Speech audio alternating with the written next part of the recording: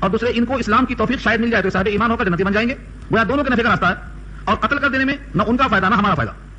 ان کے قتل کرنے میں ان کو اسلام لانے کا موقع ختم, جہنم میں پہنچ جائیں گے, کیونکہ جو کافر مارا جائے گا وہ کہاں جائے گا؟ جہنم میں جائے گا. اور اگر فدیہ لے کر کے ہم ان کو چھوڑ دیتے ہیں تو ادھر اس فدیہ کی رقم سے اسلام کی طاقت کا سامان بھی ہوگا اور ان کو زندگی ملے گی, شاید توبہ کر کے اسلام میں داخل ہو جائیں, فدیہ لے کر چھوڑ دینا مناسب. زیادہ تر صحابہ کرام کی ہدایت ہوئی, صرف حضرت عمر بن خطاب رضی اللہ تعالیٰ عنہ اور حضرت سعد بن معاذ رضی اللہ تعالیٰ عنہ, یہ دو صحابی ہیں جن کی رائے اس کے خلاف تھی. انہوں نے کہا نہیں, ان کافروں کی وجہ سے مکے میں 13 سال تک مسلمانوں کا جینا حرام تھا. اب ان کی جائے کر جانے کا موقع ہے, جو کچھ بچے کچھ ہیں ان کو ختم کر دیا جائے تاکہ کفر کو سمٹ جانا مجبور ہو جانا پڑے اور کفر کی طاقت ختم ہو جائے اور اسلام کے لیے کسی کا خدشہ اندیشہ باقی نہ رہے. جب کفر کی جڑیں ختم ہو جائیں گی, کوئی رکاوٹ نہ ہوگی, تو اسلام خود پھیلے گا. یہ کفر کے بڑے بڑے سردار ہیں, یہ ائمۃ الکفر ہیں. سورہ سجدہ میں اللہ نے کہا تھا فقاتلوا ائمۃ الکفر, بڑے بڑے سرداروں کے کافروں کو ائمۃ الکفر کہا ہے, انہیں ختم کر دو. یہ دو رائے ہیں. پہلی رائے نبی صلی اللہ علیہ وسلم نے قبول کر لیا کیونکہ اکثریت تھی, اور دوسرے نبی صلی اللہ علیہ وسلم کی سراپا ذات رحمت میں شفقت نظر آیا کہ ان کافروں پر ترحم یہی ہے کہ ان کو مزید جینے کا موقع دو, شاید اسلام میں آ جائیں, اور غریبوں کو اس مال فدیہ سے کچھ غربت کے دور کرنے کا موقع ملے گا. دونوں پر رحمت و شفقت نظر آئی تو آپ نے فدیہ لے کر چھوڑ دینے کا فیصلہ کر لیا. بدر کے قیدیوں کو فدیہ لے کر چھوڑ دیا گیا. لیکن اس رائے پر حضرت عمر بن خطاب رضی اللہ تعالیٰ عنہ, حضرت سعد بن معاذ رضی اللہ تعالیٰ عنہ, ان دونوں کو اضطراب تھا, لیکن نبی کا فیصلہ بہرحال سر تسلیم. پھر اقلیت میں تھے, دو کی رائے تھی, باقی سب کی رائے طرف تھی. اس پر یہ آیت نازل ہوئی ہے. یہ دو آیتیں, آیت نمبر 67 اور 68, یہ دونوں آیتیں اس پر نازل ہوئی ہیں. ما کان علی نبی, ما نافیہ ہے, نہیں ہے کسی نبی کے لیے. یہاں تو نبی ایک ہی ہے, کئی نبی تو ہے نہیں, لیکن انداز میں تنوین لا کر تعمیم پیدا کیا کہ صرف آپ کے واسطے نہیں بلکہ نبوت کے منصب کے لیے مناسب یہ ہے کہ کافر کی جڑیں ختم ہونا چاہیے, کیونکہ کافر رحم کے لائق نہیں ہے. کیوں؟ تیز دانت والے بھیڑیے پر رحم کھانا بکریوں پر ظلم کرنا ہے. تیز دانت والے بھیڑیے پر رحم کھانا کمزور مسکین بکریوں پر ظلم کرنا ہے. ترحم بر پلنگے تیز دنداں, ستمگاری بوت برگوس فنداں. سعدی نے کہا ہے جب چیتا اور بھیڑیا زندہ رہے گا تو ہمیشہ بکری خطرے میں رہے گی. یہ بڑے بڑے سرداران کفر کے امام ہیں, ان کے وجود سے شر ہی پھیلے گا. یہ کسی نہ کسی کو روکتے رہیں گے, یہ ختم ہو جائیں گے تو نہ رہے بانس نہ بجے بانسری, ختم ہو جائے گا خطرہ. اس لیے انہیں کاٹ کے پھینک دیا جائے. ان کا زندہ رکھنا سانپ کو پالنے کے برابر ہے. فدیہ لوں تو وہی ہار جس ہار کو میں نے عقیدت سے کبھی دیکھا تھا. اللہ نے تمام پیدا ہونے والے انسان کی روح کو, ذریت کو, مہمان ایک دن آتا تو ہم بولتے کب جائے گا, یہ 2 دن 3 دن کب جائے گا سوچتے. لیکن یہ صحابہ ہیں, انہوں نے آنے والوں کا استقبال کیسا کیا تھا. اگر کسی کی 2 بیویاں ہیں تو کہتے ہیں ان 2 میں سے جو پسند ہے بولو, طلاق دیتا ہوں, نکاح کر لو. یہ دیا تھا. دنیا کی عزیز ترین چیزوں میں سے اللہ نے عورت کو رکھا ہے. حضور نے خود آخر متاع دنیا المرأۃ الصالحہ, نیک خاتون دنیا کا بہترین سرمایہ ہے. ایسے بہترین سرمایہ کو پیشکش کر دیا صحابی نے, 2 میں سے جو پسند ہے میں طلاق دیتا ہوں, نکاح کر لو. دنیا میں اس عیسیٰ کی مثال قیامت تک نہیں ملنے والی ہے. یہ صحابہ تھے تو وہ مہاجر تھے, یہ انصار تھے. انصار کے فضائل کیا بتاؤں. آقا نے فرمایا ہے انصار سے محبت ایمان کی علامت ہے اور انصار سے بغض رکھنا کفر کی علامت ہے. بخاری میں بے شمار روایت ہے. آقا نے وصیت کی ہے میرے بعد جو خلیفہ ہو اس کو میری وصیت ہے کہ انصار کی خطائیں معاف کر دینا, ان کی نیکیاں قبول کر لینا, ان پر وسعت اور فتوحات کا حصہ دینا. اور انصار سے کہا تھا تم صبر کر لینا اگر تمہارا حصہ نہ ملے, یہاں تک کہ مجھ سے ملاقات اور دیکھو سب ہو جائے تمہاری. صحابہ نے جو کچھ کیا ہے اس زمین پر دوسرا انسان نہیں کر سکتا ہے, کیونکہ نہ ایسا معلم آ سکتا ہے نہ ایسے تعلیم شدہ بچے مل سکتے ہیں. وہ معلم اور وہ معلم سب بے مثالی تھے. اس سے پہلے بات آ چکی ہے کہ مہاجر کون اور انصار کون. اب ہمارے پاس ہجرت نہیں ہے, فتح مکہ کے بعد ہجرت ختم ہو گئی, لیکن حدیث بڑی صریح ملتی ہے. حقیقی مہاجر وہ ہے, حقیقی مہاجر وہ ہے المہاجر عما نہى اللہ عنہ, جس چیز سے روکا ہے اللہ نے اسے رک جائے, یہ مہاجر. اب وہ ہجرت ہے نہیں ہے, گھر چھوڑنے والی ہجرت نہیں رہ گئی, مکہ چھوڑ کر مدینہ آنے کی ہجرت فرض نہیں رہ گئی. لیکن یہ ہجرت جو حضور نے چھوڑی ہے ہمارے لیے کہا کر کہ حقیقی مہاجر وہ ہے جو ہجرت کر جائے ان گناہوں سے جن سے اللہ نے روکا ہے. اللہ نے جھوٹ سے روکا ہے, جھوٹ سے رک جاؤ, یہ ہجرت. اللہ نے غیبت سے روکا ہے, غیبت سے رک جاؤ, ہجرت ہے. اللہ نے بے حیائی سے روکا ہے, بے حیائی سے رک جاؤ, ہجرت ہے. اللہ نے کسی کا مال غصب کرنے سے روکا ہے, کسی کا مال غصب نہ کرو, یہ آپ کا مجاہدہ ہے اور آپ کی ہجرت ہے. نبی صلی اللہ علیہ وسلم نے واضح کر دیا ہے. ہاں یہ مسلم جو ہوتی ہے ہجرت تو ہم بھی کرتے. ہاں ان کو موقع ملا تھا, ہمیں موقع نہیں ملا. امت کے لیے راستہ کھول دیا ہے نبی پاک نے, ہر ایک کو موقع دیا ہے. کر کے دیکھو, جو شخص اپنے گناہ سے ہجرت نہیں کر سکتا ہے وہ اپنے گھر بار کو, جائیداد کو چھوڑ کر کیسے کرے گا ہجرت. کس طرح کرے گا ہجرت. جائیداد چھوڑ دو, گھر چھوڑ دو, گھر کے آرام کو چھوڑ دو, پڑوسیوں کو چھوڑ دو, اعزاء و اقارب کو چھوڑ دو, جتنے تعلقات رشتہ داریاں ہیں سب کو چھوڑ دو, صرف اللہ کی خاطر نبی کے ساتھ نکل جاؤ. یہ ترازو میں ہم کیسے تولتے اپنے آپ کو, جب آج ہم جھوٹ بولنے پر قادر ہیں مگر جھوٹ بولنا نہیں چھوڑتے, غیبت کے ترک کرنے پر ہم قادر ہیں غیبت تک نہیں کرتے, گانا نہ سننے پر ہم قادر ہیں گانا سننا بند نہیں کرتے. جب ہم اپنے اندر قدرت پاتے ہیں پھر بھی ہم اس گناہ سے باز نہیں آتے تو ہم اس ترازو میں کیسے تولتے اپنے آپ کو. تو صحابہ کرام کا مقام بہت اونچا. حقیقت یہ ہے اللہ نے نبی کے لائق ان کو بنایا تھا اور چنا تھا ان کو. جس طرح نبی سید الانبیاء ہونے میں منتخب ہیں, اللہ نے ان کو منتخب کیا ہے, اس لیے وہ مصطفیٰ ہیں اور مجتبیٰ ہیں, چنندہ اور سلیکٹر اور منتخبہ ہیں. تو جیسے وہ منتخبہ ہیں بخدا ایسے ہی ان کے اطراف رہنے والے صحابہ بھی منتخبہ ہیں, چنا ان کو اللہ نے اپنے لیے. اور یہ آیت نہیں بھولنا کہ اللہ نے خود ان کا امتحان لیا ہے, کسی ممتحن کے حوالے نہیں کر دیا, خود چیک کیا ان کو. اولئک الذین امتحن اللہ قلوبہم للتقوی لہم مغفرۃ واجر عظیم. اللہ نے تقوا میں ان کے دل کا امتحان لیا اور کہا ان کے لیے مغفرت ہے، رضوان ہے، خوشنودی ہے. ایک ایک فرد کو پاس کیا اللہ نے، کہا کل وعد اللہ الحسنی، ہر ایک کو جنت کا اللہ نے. تو صحابہ کے تقوی کا امتحان اللہ نے خود لیا ہے. کیا پڑھایا تھا؟ کتاب اللہ جو یہاں پڑھی جا رہی ہے. کون پڑھایا تھا؟ اللہ کے رسول خود معلم ہے. اللہ کے رسول خود معلم ہے اور ان کا مکتب بیت اللہ ہے اور امتحان لینے والا ممتحن خود اللہ ہے. تو جن کا مکتب بیت اللہ ہو، جن کا معلم رسول اللہ ہو، اور جن کا ممتحن خود اللہ ہو، اور جن کا امتحان تقوی میں ہو، اور جن کی ڈگری رضی اللہ تعالیٰ عنہ ہو، ان کے اوپر ہم مفکرین بندے زبان چلاتے، قلم چلاتے، شرم آنا چاہیے ان کو. اگر ان کی زندگی میں کچھ لغزشیں ہیں، خطائیں ہیں، اس کے باوجود اللہ کہتے ہیں کہ میں ان سے راضی ہوں، تم بھی راضی ہو جاؤ. جو ان سے راضی نہیں ہوتا گویا اللہ کے فیصلے پر راضی نہیں ہوتا، اور جن سے اللہ راضی ہیں ان سے اگر ہم راضی نہیں ہوں گے تو گھاٹا کس کا ہوگا؟ سوچ کر دیکھو، جائزہ لو. پہلے ہم یہ نہیں کہتے کہ وہ انسان تھے اور انبیاء کی طرح معصوم تھے، فرشتے کی طرح معصوم تھے، خطائیں نہیں ہوئی ہوں گی خطائیں، لیکن قادر مطلق علام الغیوب نے ان خطاؤں کے باوجود کہا میں ان سے راضی ہوں، تم بھی راضی ہو جاؤ. یہ کہا گیا اس آیت کے اندر. تو مہاجرین دو قسم کے ہیں، انصار اور مہاجرین میں بھی جو پہلے سے پہلے ہیں، اقدم فالاقدم. ترتیبی بات انشاءاللہ ہم کریں گے، سورۃ توبہ کی آیت نمبر 100 آئے گی. تو کہا دو قسم کے لوگ ہیں جو ایمان لے آئے، ہجرت کیے، جہاد کیا مال اور جان سے اللہ کے راستے میں، اور وہ لوگ جنہوں نے ٹھکانہ دیا اور مدد کیا، ان میں سے بعض کا دوست ہے، ان میں سے بعض کا دوست ہے. اور وہ لوگ جو ایمان تو لائے مگر ہجرت نہیں کیا. ما لکم من ولایتہم من شیء، نہیں ہے تمہاری ولایت ان کی ولایت میں سے کچھ بھی، یہاں تک کہ وہ بھی ہجرت کریں، ان تم ان کے ذمہ دار نہیں ہو. جو مدینہ چھوڑ کر، مدینے میں نہیں آئے، مکہ چھوڑ کر، اگرچہ وہ مومن ہیں لیکن ان کی کفایت، ان کی ذمہ داری، ان کا میراث، تمہاری میراث دونوں کا کوئی تعلق نہیں اب تک حتی یہاجروا. ہاں جب وہ بھی ہجرت کر جائیں اب برابر. لیکن ایک فرق کر دیا، اگر وہ نہیں آئے تو کیا ہوا؟ ہے تو مومن، ہے تو کلمہ گو. اگر وہ تم سے مدد چاہیں ہجرت کے بارے میں، مدد چاہیں کافروں کے خلاف کسی قسم کی، تو بحیثیت مومن کی ان کو حق بنتا ہے کہ تم ان کا تعاون کرو. وَإِنِ اسْتَنصَرُوكُمْ فِي الدِّينِ، اگر وہ تم سے مدد چاہتے ہیں دین کے بارے میں، فَعَلَيْكُمْ النَّصْرُ، تو تمہارے اوپر مدد کرنا واجب. ایک شرط رکھا اللہ نے، بڑی پیاری شرط ہے. إِلَّا عَلَىٰ قَوْمٍ بَيْنَكُمْ وَبَيْنَهُم مِّيثَاقٌ، ہاں اگر وہ تم سے مدد چاہتے ہیں کسی ایسی قوم کے خلاف کہ اس قوم کا تمہارے سے کوئی معاہدہ ہے. اگر معاہدے کی خلاف ورزی ہوتی ہے تو تم معاہدے کی اہمیت کو سمجھ کر اپنے مومن بھائی کی مدد نہیں کر سکتے. معاہدے کی اہمیت دی اللہ نے. وقت بہت ہو جا رہا ہے مگر اس کی مثال دیتا ہوں میں آپ کو کیونکہ بھائی اہم بحث ہے. نبی کریم صلی اللہ علیہ وسلم نے معاہدے کی کتنی پاسداری کی ہے، کتنا لحاظ کیا. صحیح تفصیل انشاءاللہ سورہ فتح میں آئے گی، لیکن وہاں سے یہاں میں لا رہا ہوں اس واقعے کو خاص طور سے کہ سن 6 ہجری میں جب صلح حدیبیہ ہوئی، معاہدہ لکھا گیا. اس میں کیا سوال ہوا، کیا جواب ہوا، کافروں نے کیا کہا، آپ نے کیا کہا، کیا کیا بحث ہوئی. طویل حدیث ہے، 1 گھنٹہ اسی پر چاہیے مجھے، لیکن اس میں سے اہم جز نکال کے پیش کرنا چاہتا ہوں. وہ یہ، اگر کوئی مسلمان مکے آ جائے تو ہم واپس نہیں کریں گے، اور اگر مکے والا کوئی تمہارے پاس جائے تو تمہیں واپس کرنا ہوگا. ایک دفعہ تھی اس میں حضور نے دستخط کر دیا تھا اس پر، مطلب رضامندی کا اظہار کر دیا تھا. ابھی روشنائی خشک نہیں ہوئی تھی، معاہدہ لکھا گیا، روشنائی خشک نہیں ہوئی. حضرت ابو جندل، اللہ اکبر، کیا مجاہدہ تھا ان کا. ہتکڑی میں، بیڑی میں اچکتے ہوئے آئے، اپنے جسم کو دکھا دیا نبی کو، دیکھو ظلم، دیکھو میرے پیر پر نشان، دیکھو. ابو جندل کے جسم پر نشان تھا، مار کے، بھوک کے، فاقے کے، مصیبت کے، ذلت کے، سب چیزوں کا نشان دیکھا گیا. چہرہ سخت تھا، امید لے کر آئے تھے نبی رحمت کے پاس.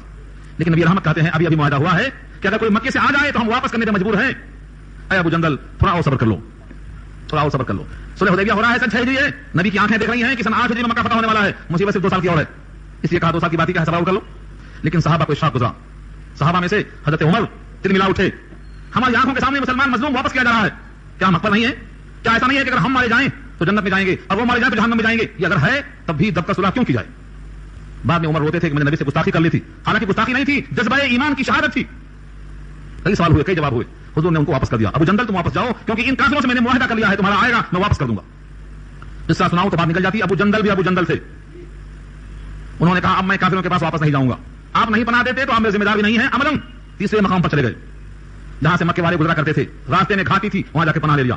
ایک مسلمان ابو جندل ہیں، دوسرا آ گیا ابو بصیر ہے، تیسرا آ گیا فلاں ہے. اس طرح ہوتے ہوتے ایک جماعت تیار ہو گئی گھات لگا کر حملہ کرنے والوں کی. کافروں کا ادھر سے جانا آنا ناطقہ بند کر دیا. جو جاتا اس کی شامت، جو گزرتا اس کی خیریت لیتے تھے. مکے والوں نے خود درخواست کر دی، ہم نے معاہدہ کر کے غلطی کی، ہم سمجھے تھے کہ جو ہمارا آدمی جائے گا تمہارے پاس وہ ہمارا رہے گا، مگر حقیقت یہ ہے جو ہمارے پاس جاتا ہے وہ تمہارا ہو کے جاتا ہے. ہم کیا کریں گے اس کو رکھ کے تمہیں رکھ لو، اپنے ان قیدیوں کو آپ لے لو، مہربانی کرو ہمارے اوپر. وہ تفصیلی بات انشاءاللہ کسی موقع پائے گی، وقت ہو گیا ہمارا، میں پورا کرنا چاہتا ہوں. کچھ آیتیں باقی میں پورا کر دوں. فرمایا اگر معاہدہ ہے کسی قوم کے خلاف تب تم مدد نہیں کر سکتے ہو. واللہ بما تعملون بصیر، اور جو کچھ تم کرتے ہو اللہ دیکھ رہے ہیں. والذین کفروا بعضهم اولیاء بعض، ہاں جنہوں نے کفر کیا ہے ان میں سے بعض کا دوست ہے. الا تفعلوه تكن فتنة في الارض وفساد كبير، اگر تم ایسا نہ کرو گے تو زمین میں فتنہ اور فساد بہت بڑا ہو جائے گا. کیا نہ کرو گے؟ یعنی میراث میں 2 باتوں کا لحاظ ہے. مومن کی میراث مومن کو ملے گی، کافر کی میراث کافر کو ملے گی. یہ تو متفق علیہ مسئلہ ہے جو کبھی منسوخ نہیں ہوا، شروع سے ہی تھا. ہاں دوسرا جز یہ ہے کہ اگر دونوں کا 2 ملک ہے، 2 شہر ہے، مدینے والے کی میراث مکے والے کو نہیں ملے گی، مگر بعد میں حکم منسوخ کر دیا گیا. یہاں اسی کا اشارہ ہے کہ کافر کا دوست ہے، کافر کی میراث کافر کو ملے گی، کافر کی میراث مسلم کو نہیں ملے گی، اور مسلم کی میراث کافر کو نہیں ملے گی. یہ میراث کا مسئلہ یہاں بہت پیچیدہ ہے، جس کو واقعی سمجھنا ہے میراث کے مسائل کے لیے الگ کتابیں ہیں، پڑھیں اس کے لیے. آگے فرمایا جو لوگ مومن ہیں اور انہوں نے ہجرت بھی کی اور اللہ کے راستے میں جہاد بھی کیا, اور وہ لوگ انہوں نے مدد کی اور نصرت کی ٹھکانہ دیتے ہوئے, اولئک هم المؤمنون حقا, حقیقت میں یہی لوگ مومن ہیں, لهم مغفرۃ, ان کے لیے مغفرت ہے, رزق کریم, رزق کریم با عزت روزی ہے. رزق بھی دو طرح کا ہوتا ہے, رزق کریم, کریم مانے شریف, شرافت کے ساتھ رزق, اور ایک ہے ذلت کے ساتھ رزق. کہتے ہیں ملے خشک روٹی جو آزاد رہ کر تو ان خوف خطروں کے حلووں سے بہتر. جس رزق میں عزت نہ ہو اس رزق سے آدمی کو دور ہونا چاہیے. رزق چاہے کم ہو لیکن با عزت ہو.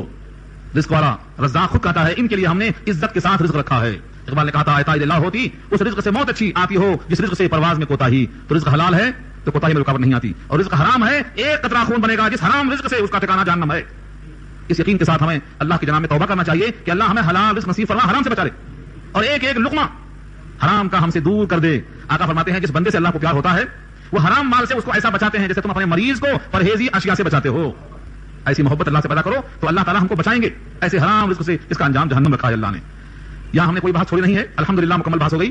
ہاں میراث کے مسئلے کو ہم نے شارٹ کٹ کر دیا ہے, یہ تفصیل طلب تھا یہاں, لیکن میراث کا مسئلہ بڑا خشک ہے. اور حدیث میں آتا ہے پوری شریعت کا علم دو ٹکڑوں میں کر دیا جائے تو ایک حصہ علم شریعت ہے اور ایک حصہ علم میراث ہے, وہ آدھا علم ہے. اور ہم میں سے بہت سے لوگ ابھی میراث کے علم سے آدھا باخبر ہیں. کوشش کرنا ہے کہ ہمیں میراث کا علم پورا حاصل ہو جائے. ہماری سورہ انفال آج مکمل ہو گئی, ابھی ایک آیت باقی ہے. میں نے دیکھا کہ تلاوت یہیں تک ہوئی تھی, یہیں تک ختم کر دوں میں بھی, مجھے بھی یاد ہے کہ تلاوت یہاں تک ہوئی تھی. اگلی ایک آیت اور ہے, اس کا مضمون بھی بتا دیا اللہ نے. پہلی آیتوں کے واسطے یہ آیت منسوخ ہے. فرمایا اور وہ لوگ جو ایمان لے آئے اور ایمان لانے کے بعد انہوں نے ہجرت کی اور تمہارے ساتھ مجاہدہ کیا. یعنی اشارہ یہ ہے شروع میں تو ہجرت فرض تھی جب نہیں آئے تھے, لیکن بعد میں انہوں نے ہجرت کر دیا اور اس کے بعد تمہارے ساتھ مہاجر ہو گئے, تو اب فاولئک منکم, وہ تمہیں سے شمار کیے جائیں گے, تمہارے اندر وہ آ گئے. اب ان کی میراث تم کو, تمہاری میراث ان کو ملنا چاہیے. اولو الارحام بعضهم اولی ببعض فی کتاب اللہ بمعنی فی احکام اللہ. اللہ کی کتاب میں یعنی اللہ کے احکام میں کیا ہے, اولو الارحام رحم کے رشتے والے, ان میں سے بعض کے بعض قریب ہیں. تھوڑا تفصیل ہے یہ. رحم کہتے ہیں عورت کے پیٹ میں وہ حصہ جس میں بچے کی پرورش ہوتی ہے, اس کو رحم کہتے ہیں. اس سے تعلق رکھا جائے جن لوگوں کا تعلق ہو اس کو اولو الارحام کہتے ہیں. مثلا سگے بھائی سگی بہنیں یہ آپس میں کیا ہے, اولو الارحام کہلاتے ہیں. جن کا رشتہ اس رحم سے ہوتا ہے وہ سب کے سب اولو الارحام کے اندر آتے ہیں. تو اب قانون یہ بن گیا. پہلے کیا حکم تھا, مہاجر کا انصار, انصار کا مہاجر, میراث میں حصہ تقسیم ہوتا تھا. لیکن جب یہ آخری آیت آ گئی تو حکم کیا ہو گیا, اب رشتوں کی بنیاد پر میراث تقسیم ہوگی, اب ہجرت کی بنیاد پر تقسیم نہیں ہوگی. کیا مطلب ہوا, یوں تو جب آدمی مر جاتا ہے تو اس کا پورا مال کس کی ملکیت ہے, کیا بھائی کس کی ملکیت ہے. ایک آدمی مر گیا, اس کا مال کس کی ملکیت ہے, بولو کون بولیں گے, اللہ کی ملکیت ہے. بہترین جواب دیا. مجھے امید تھی کہ 4 سال سے سکھا رہا ہوں, کچھ تو آیا ہوگا امتحان میں پاس. حقیقت یہی ہے, آیت الکرسی میں آپ پڑھتے ہیں لہو ما فی السماوات و ما فی الارض, اسی کی ملکیت ہے جو کچھ زمین و آسمان میں ہے. ہم بھی اسی کی ملکیت ہے, تو مرنے والے کا مال بھی اسی کی ملکیت ہے. اگر یہ فیصلہ کر دیا جاتا کہ بھائی مرنے تک تمہارا, مرنے کے بعد داخل کر دو بیت المال میں, اللہ کا یہ, تو کوئی کاروبار نہیں بڑھاتا, کوئی کھیتی نہیں بڑھاتا. کہ مرنے تک ہے, مرنے کے بعد جمع کرنا ہے بیت المال میں, تو کیوں محنت کرنا. جیسے آج بھاگ کے سرکار ہو جائے کرتے ہم چھوڑ دیتے, سرکاری مال چھوڑ دو, یہ ممکن نہیں تھا, دنیا نے ختم ہو جاتی. اور یہ کہا جاتا کہ بھائی نہیں سب کو دے دو, تو آدم کے بیٹے سب ہیں, کسی کی قرابت دور کسی کی نزدیک تو ہے, لیکن سب آدم کے بیٹے ہیں, ہم سب بھائی ہیں. آدم کے بیٹے تم بھی ہم بھی, کسی کا سلسلہ آدم سے قریب ہوگا, کسی کا ذرا دور ہوگا, مگر ہے تو سب ایک ہی باپ کی اولاد ہیں, تو سب کو حصہ دینا پڑے گا. تو سارے انسانوں تک بانٹنا مشکل, پہنچانا مشکل, کیا کیا جائے. اس لیے فیصلہ یہ ہے کہ الاقرب فالاقرب, مرنے والے سے قریب تر کون ہے اس کو دے دو, اور بعید والے کو محروم کر دو, اس کے سوا اور کسی کو شکل نہیں. تو ہے تو مال اللہ کا, تم کو دیا تھا عاریتن, اب وہی مال بحکم خدا اللہ کی طرف سے تقسیم ہے اس کتاب اللہ کے ذریعے سے, کہ جو میت سے قریب ہے الاقرب فالاقرب, الاقرب فالاقرب, اس کو ملے گا. اس کے لیے آپ کو تفصیل چاہیے تو سراجی اردو میں آ چکی ہے, سراجی پڑھو, سراجی میں تفصیل سے ملے گی بات آپ کو. اور جس کو شوق ہے میرے پاس تنہائی میں پاتا ہوں, اس کو میراث کے مسائل کیا ہوتے ہیں, آج نہیں ہو سکتا میں عام میں, اس کے لیے خصوصی محنت چاہیے. مثلا بیوی کا کتنا ہے, آیت نمبر 11 12 دو آیتیں پڑھ لو سورہ نساء کی, گزر چکی ہیں. بیوی کا کتنا حصہ, شوہر کا کتنا حصہ, باپ کا کتنا, ماں کا کتنا, دادی کا کتنا, دادا کا کتنا, سارے مقرر کر دیا اللہ نے. تو وہ اصحاب الفروض ہیں. اب ان سے جو بچ جائے گا, حصہ داروں سے جو بچ جائے گا, ان کو ملے گا اسبا کہلاتے ہیں, جو قریبی لوگ ہوتے ہیں, میت کے قریبی لوگ. جو بھی بچ جائے تقسیم سے وہ سب اسبا کو مل جائے گا, سب اسبا کو مل جائے گا. کچھ اس کے ضابطے ہیں, کچھ وصول ہیں. آپ میں سے کسی کو اگر خواہش ہے تو 2 4 6 10 جمع ہو جاؤ, انشاءاللہ ہم پڑھا دیں گے کتاب کو, تاکہ میرا مسئلہ کو حل ہو جائے, مگر آج نہیں ہوتا. یہی یہاں مسئلہ اٹھایا گیا ہے کہ اللہ کی کتاب میں ایک رحم والا دوسرے رحم والے سے قرابت داری رکھتا ہے, اس کو حصہ ملے گا, ان کی تقسیم ہوگی. بیوی کو 1/8 ملے گا, اولاد اگر ہیں, اولاد نہیں ہے تو 1/4 ملے گا. شوہر کو 1/4 ملے گا, اولاد اگر ہیں, اولاد نہیں ہے تو آدھا ملے گا. دادا کو 1/6 ملے گا. اگر اولاد نہیں ہے یا اگر مگر بہت آئے گا بیچ میں, تو دادا کی 3 حالتیں, ماں کی 3 حالتیں, بیوی کی 2 حالتیں, شوہر کی 2 حالتیں ہوئی کہ نہیں ہوئی. شوہر ہے, اولاد ہے نہیں ہے, نہیں ہے تو آدھا, ہے تو 1/4, یہ 2 حالتیں ہو گئی. ایسے مختلف مسائل ہیں. سورہ نساء 4 پارہ آیت نمبر 12 اور 11 دونوں آیتوں کو پڑھ لیجیے. یہ موٹی موٹی باتیں وہاں مل جائیں گی آپ کو. تفسیر پڑھ لیجیے, تفسیر مل جائے گی. سراجی پڑھ لیجیے, مکمل مل جائے گی. اردو میں بھی ہے, جس کو حساب آتا ہے ضرور پڑھے, تاکہ صحیح تقسیم ہو جائے. آج امت میں اس معاملے میں بڑا گھپلا ہو رہا ہے, بڑا گھپلا ہو رہا ہے, اللہ اس کو معاف کرے. یہ بھی مال اگر گھپلا سے لیا جائے گا تو حلال نہیں ہوگا, دیکھ لو, اس کا بھی انجام غلط ہوگا. اس لیے کوشش کرو کہ غلطی نہ ہونے پائے. آگے اللہ فرماتے ہیں ان اللہ بکل شیء علیم, اللہ ہر چیز کو جانتے ہیں, کون کس کو حق دیتا ہے, کون کس کا حق نہیں دیتا ہے, اللہ کو خوب معلوم ہے. ایک خواہش آئی تھی کہ جو کچھ تقریر میں پورا گھنٹہ آپ بولتے ہیں ہمیں یاد نہیں رہتا, ذرا مہربانی کر کے اس کا خلاصہ پیش کر دو. اب خلاصہ پیش کرنے کے لیے تاکہ ہمیں یاد کرنے میں آسانی ہو جائے, یہ بہت دن سے خواہش ہو رہی تھی. خلاصہ کیا ہے آج کے درس کا خلاصہ یہ ہے, اللہ کی خاطر ہمیں سب کچھ کرنا ہے. دنیا پر نگاہ رکھنے سے ہماری نیت خالص نہیں رہ جائے گی. ہمیں جو کچھ کرنا ہے اسلامی عمل میں نیت ہماری خالص ہونا چاہیے. ہر عمل کا مدار نیت پر ہے. یہ پہلا خلاصہ ہے. اگر اللہ بندے سے کچھ لیتے ہیں تو اس سے بہتر دیتے ہیں, یہ وعدہ ہے, بشرطے کہ ہم مخلص بن جائیں. یہ دوسری بات یاد رکھ لو آپ اس میں. اگر کوئی خیانت دینا چاہے, خیانت کرنا چاہے تو اللہ کے خلاف کسی کو نقصان تکلیف نہیں پہنچا سکتا, اپنا ہی گھاٹا ہوگا. یہ تیسرا پوائنٹ یاد کر لیں. اور جو شخص ہجرت کرے گا یعنی گناہوں کو ترک کر دے گا, اس کو انشاءاللہ مہاجر کا ثواب ملے گا. اور مہاجر کا ثواب معلوم ہے کیا ہے؟ یہ آیت ہم گزار چکے ہیں 5واں پارہ میں. ایک صحابی گھر سے نکلے, مدینہ جائیں گے. ابھی مکے سے چند قدم پر, چند منزلوں پر گئے تھے کہ بیمار ہو گئے, وہیں وفات ہو گئی, انتقال ہو گیا, دفن کر دیا گیا راستے میں. اب لوگ بولتے بیچارے کو ہجرت کا ثواب نہیں ملے گا. کوئی بولتا ملے گا, ملے گا نہیں ملے گا, تبصرہ جاری ہو گیا, زبان جتنی اتنے منہ. اللہ نے کہا نہیں, ہم ایسا نہیں کریں گے. ہم معلوم کسی کو نہیں کرتے. جو گھر سے نکلا ہجرت کی نیت سے, اگرچہ وہ نہیں پہنچا مقام پر, لیکن ہجرت کی نیت سے نکلنے پر ثواب ہمارے ذمہ واجب. ومن يخرج من بيته مهاجرا الى الله ورسوله ثم يدركه الموت فقد وقع اجره على الله. فقد وقع اجره على الله. راستے میں مر گیا, اللہ کے ذمہ اجر ہے. تو اگر آج آپ نیت کر لو کہ جن چیزوں سے اللہ نے, اللہ کے رسول نے روکا ہے, ان سے ہم ہجرت کر رہے ہیں آج سے, کیا بھائی وعدہ ہے؟ اٹھا کر آپ دیکھیں کتنا وعدہ کرتے. ہاں, اللہ کے گھر میں وعدہ کر رہے ہیں. دیکھو اللہ دیکھ رہا ہے. ہر وہ گناہ جس کو اللہ نے گناہ کہا ہے, ہم اسے آج سے انشاءاللہ ہجرت کر لے رہے ہیں. ہم کو انشاءاللہ اللہ سے امید ہے ہجرت کا ثواب ملے گا. یہ ہمارے خلاصے ہیں. اور آخری بات یہ ہے کہ جو بھی مہاجر ہوں یا مومن ہوں, جتنا خرچ کریں گے اس کا بدلہ ایمان کی بنیاد پر اللہ عطا کرنے والے ہیں. یہ اللہ کی طرف سے وعدہ ہے. اور آخری بات یہ ہے وہی کہ جس کا میراث میں جتنا حصہ ہوتا ہے کسی کو محروم نہ کیا جائے, اس کے مسائل سیکھے جائیں تاکہ اللہ کی طرف سے خوشی ہم کو حاصل ہو جائے. وقت ہو گیا ہے, ہم دعا. یا رب لک الحمد کما ينبغي بجلال وجهك العظیم. یا رب لک الحمد کما ينبغي بجلال وجهك العظیم. یا رب لک الحمد کما ينبغي بجلال وجهك العظیم. اللهم لا احصي ثناء عليك انت كما اثنيت على نفسك. اللهم لا احصي ثناء عليك انت كما اثنيت على نفسك. اللهم لا احصي عليك, اللهم لا احصي ثناء عليك انت كما اثنيت على نفسك. اللهم مغفرتك اوسع من ذنوبنا ورحمتك ارجى عندنا من اعمالنا. اللهم لا خير الا خيرك ولا خير الا خيرك ولا اله الا انت. اللهم انا نسالك من خير ما سالك منه نبيك محمد صلى الله عليه وسلم ونعوذ بك من شر ما استعاذك منه نبيك محمد صلى الله عليه وسلم. انت المستعان وعليك البلاغ ولا حول ولا قوه الا بالله. اللہ ہماری خطاؤں کو معاف فرما. اللہ جو کچھ کہا گیا سنا گیا عمل کرنا نصیب فرما. الہ العالمین آپ کے کلام کا جو حق ہے وعدہ نہیں ہو سکا. اللہ اس خطائی کو معاف فرما. اللہ اس جرم عظیم کو معاف فرما. اللہ قرآن کریم کا جو حق ہے عطا کر. اللہ توفیق دے کہ آپ کے حقوق, آپ کی کتاب کے حقوق ادا کرنے والے بن جائیں. اللہ نبی صلی اللہ علیہ وسلم نے اور صحابہ نے جن شفقتوں مشقتوں کے ساتھ اسلام کو پھیلایا تھا, مولا کریم ہم لذات میں پڑ گئے, دنیا کی خواہشوں میں پڑ گئے, اللہ دنیا کی سبقتوں میں پڑ گئے, اللہ تفاخر میں لگ گئے, اللہ دین کی خاطر جو محنتیں ہوئی ہیں اللہ اس کا ایک شمع نصیب فرما دے. اللہ العالمین ہم جب تک اسلام پر باقی رکھیے, جب بھی موت آئے تو ایمان کی حالت میں آئے, جب دم واپسی ہو یا اللہ لب پہ جاری ہو لا الہ الا اللہ. اللہ جتنے لوگ یہاں بیٹھے ہیں سب کے دل میں جائز تقاضے, تمنائیں, مرادیں, حاجتیں, آرزویں آپ خوب جانتے ہیں. اللہ سب کی جائز تقاضوں کو اپنے کرم سے پورا فرما. اللہ جو قبروں میں ہیں, برزخ میں ہیں, ان کو معاف فرما دے. اللہ جن کے ماں باپ قبروں میں ہیں اللہ ان کو معاف فرما دے. اللہ جن کے ماں باپ زندہ ہیں ان کے سائے کو تعدیر صحت کے ساتھ نصیب فرما. اللہ سائے کو اللہ تعدیر باقی فرما. اللہ صحت کے ساتھ, ایمان کے ساتھ, سلامتی کے ساتھ باقی فرما. اللہ سارے عالم اسلام میں جو مصیبتیں ہیں, کرب و اضطراب ہے, بے چینیاں ہیں, تفکرات ہیں, مغلوبیت و مقبولیت ہے, اللہ اسلام کے دشمن, اللہ اسلام کے دشمن, ایمان والوں کے دشمن اپنے حضرت کا اظہار کر رہے ہیں. مولا کریم آپ کی تدبیروں کو, اللہ کی تدبیروں کو باطل فرما دیجیے. اللہ اپنے کرم سے ایک ایک ایمان والے کا تحفظ فرما. اللہ جن کا ایمان کمزور ہے مضبوط بنا.